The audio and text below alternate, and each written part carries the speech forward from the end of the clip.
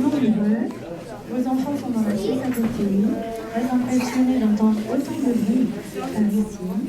Je vais vous demander de être particulièrement attentifs, dans la mesure où nos petits n'ont pas toujours beaucoup de voix.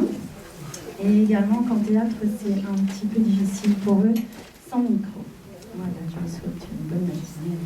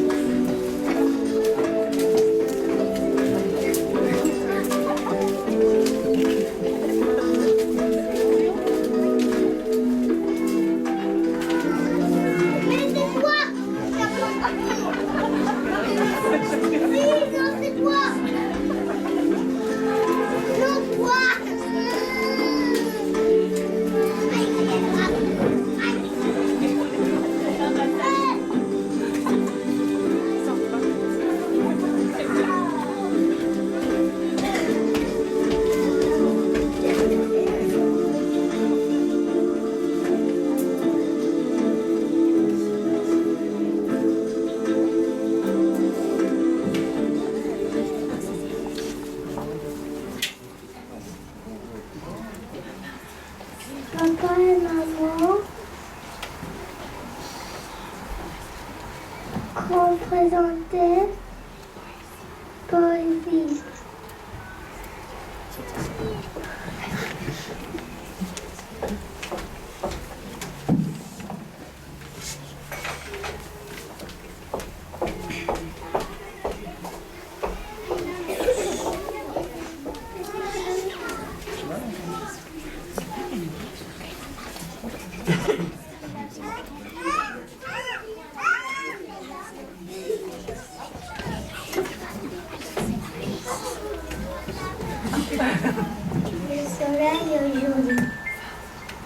Le soleil aujourd'hui, le soleil aujourd'hui, je me suis debout.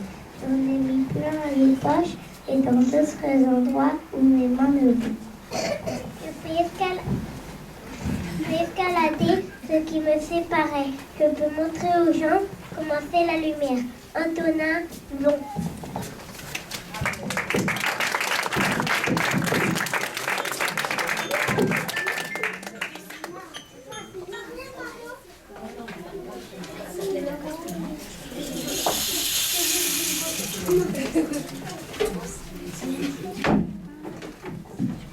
Un ballon il tourne. Il a l'air de quoi ce ballon tourne? Il n'a l'air de rien, mais Il a l'air de quoi ce ballon tourne sans en avoir l'air? Il est rempli d'air. Bravo, bravo.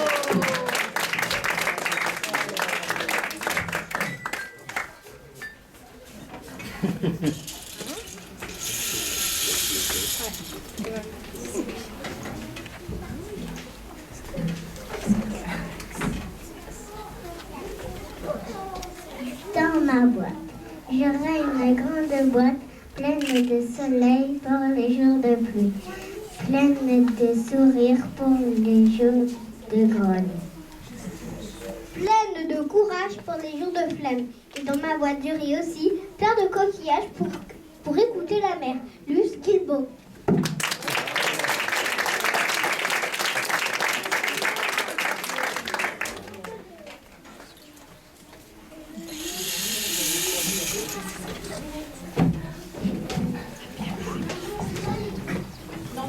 La linotte.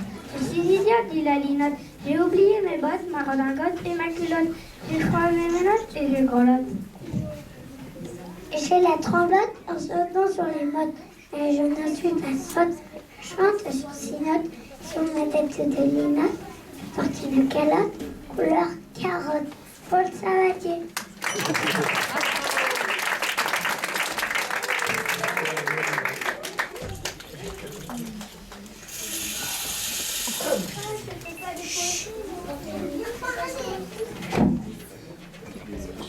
Le clown. Un clown rigolo qui s'appelle Coquelicot.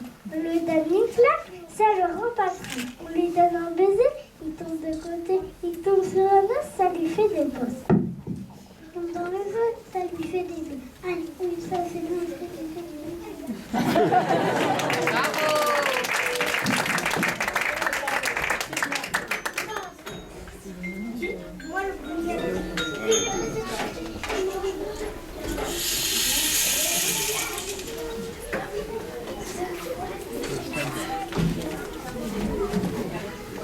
Les crayons. Mais à quoi jouent les crayons pendant les récréations?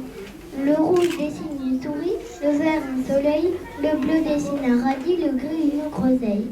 Le noir qui n'a pas d'idée dessine de gros pâtés. Voilà le jeu des crayons pendant les récréations. Plus Guilbeault.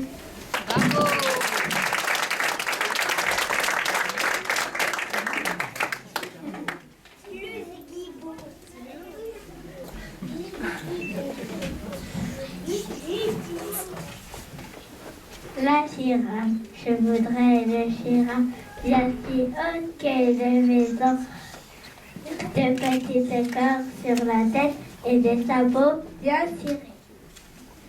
Je voudrais une girafe, rencontrer sans escalier, par les lucarnes de grenier, mais Bravo.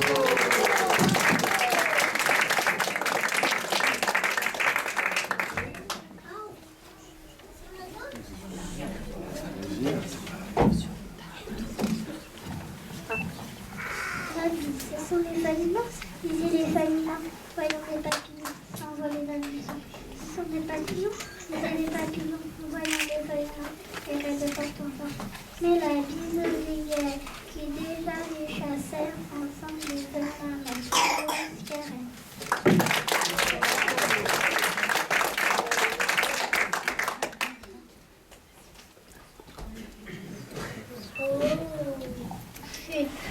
Dans la prairie au bouton d'or, il te suffit de souffler fort.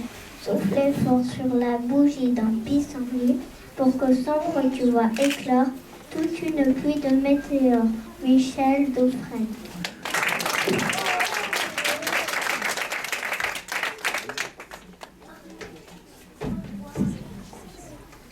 L'éléphant se douche, sa trompe est un arrosoir. L'éléphant se dans sa bouche à deux défenses en ivoire. L'éléphant se mouche, il lui faut un grand mouchoir. L'éléphant se couche à 8 heures tous les soirs.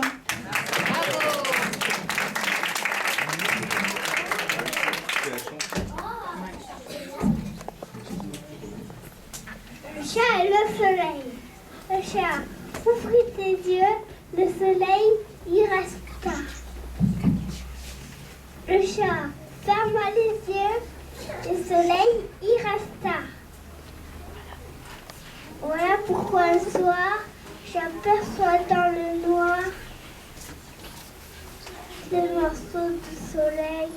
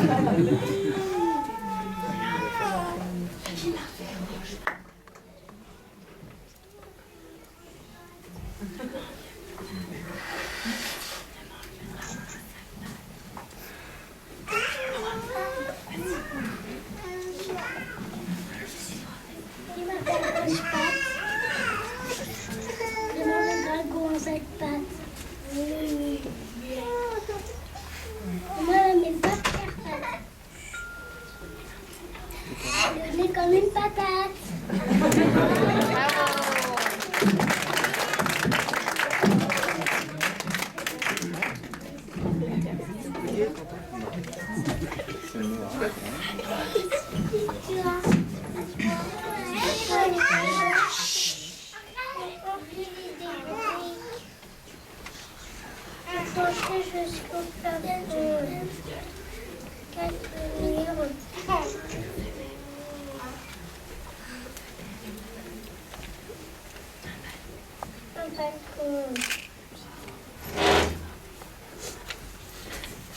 Comment une feuille est morte de rentrer dans ma maison? J'ai oublié l'autre fois.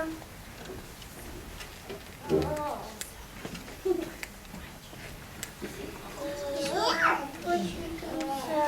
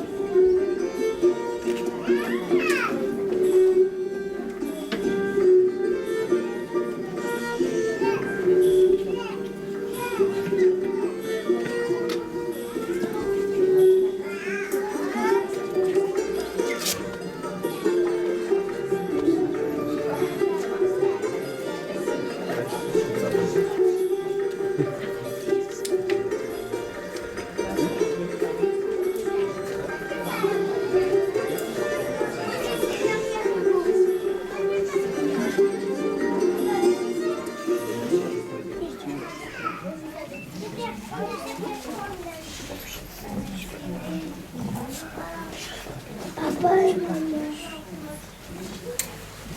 C'est la terre.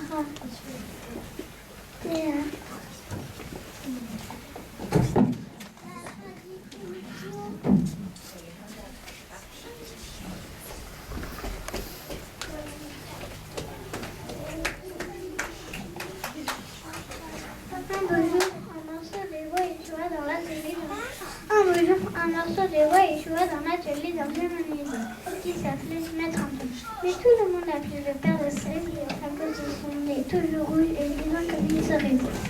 Quand il découvrit le morceau de bois, le père la cerise en fut tout réjoui et il marmonna à voix basse en se frottant les mains de contentement.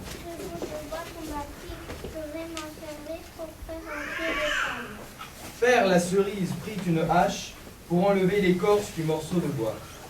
Au moment où il allait frapper le premier coup, il entendit une toute petite voix qui lui dit. Tout étonné, le père la cerise chercha d'où pouvait venir cette petite voix. Il regarda sous son établi. Personne. Il regarda dans son armoire.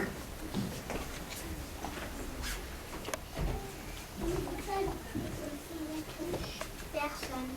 Il regarda dans la corbeille où tournait la suivre.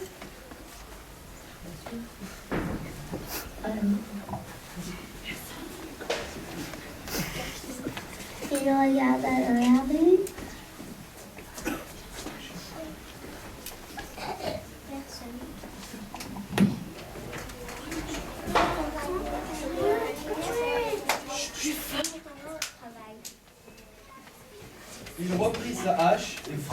morceau de bois. Aïe, tu m'as fait mal! Gémit la même petite voix. Cette fois, le père la cerise tomba par terre, les yeux hors de la tête, la bouche grande ouverte, la langue pendante jusqu'au menton.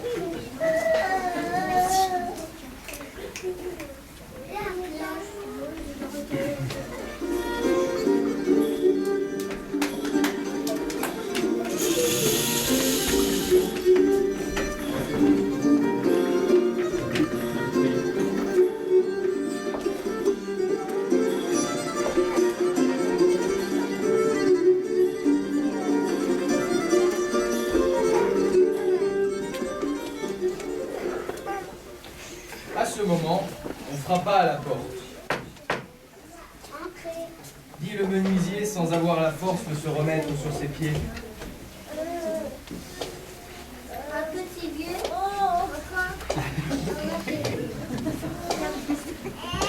Je suis nommé Gepetto.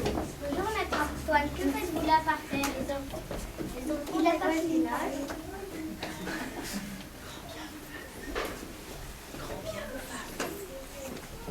Combien vous fasse? Ce matin, il m'est venu une idée de me fabriquer un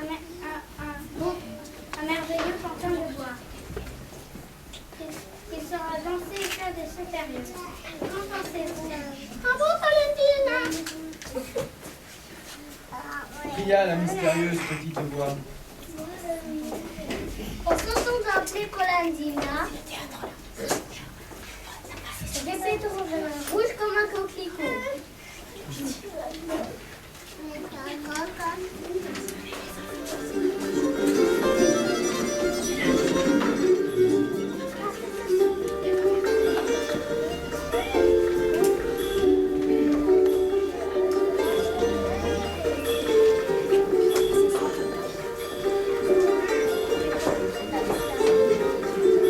La maîtresse remplace Cyrine qui a la varicelle. Pourquoi m'insultez-vous? Vous m'avez appelé Polendina. Je jure que ce n'est pas moi. Je vous dis que c'est vous. Non, Si, non, si. non. Et s'échauffant de plus en plus, ils en vinrent aux mains, s'attrapèrent par les cheveux, se griffèrent, se mordirent et se rossèrent. Lorsque le combat fut terminé, maître Antoine se retrouva avec la perruque jaune de Gepetto dans les mains, et Gepetto s'aperçut qu'il serrait entre ses dents la perruque grise du menuisier.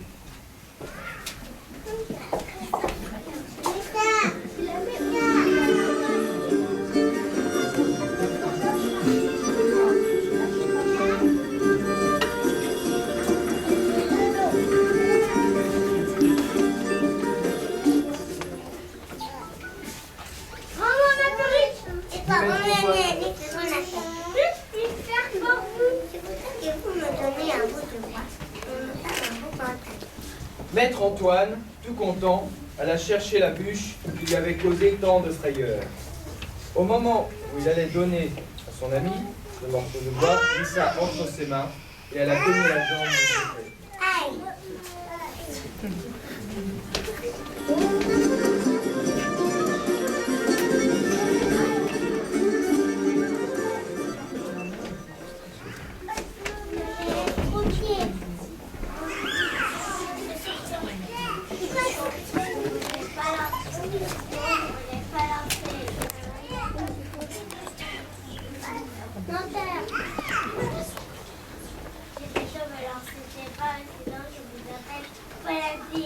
Espèce d'âne, Valentina. Pourri, Valentina. Valentina. En s'entendant appeler Polendina pour la troisième fois, Gepetto vit rouge et se précipita sur le menuisier et ils s'administrèrent une nouvelle raclée.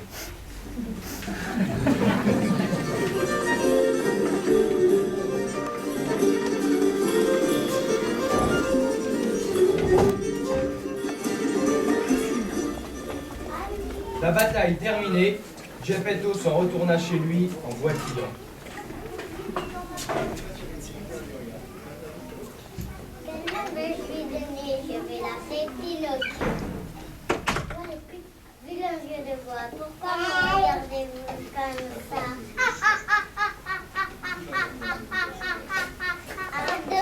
Arrête de rire, je te dis. Pinocchio, donne-moi ma perruque tout de suite. Diable d'enfant. Pinocchio commença à marcher tout seul, ouvrit la porte et s'enfuit. Arrêtez-le, arrêtez-le.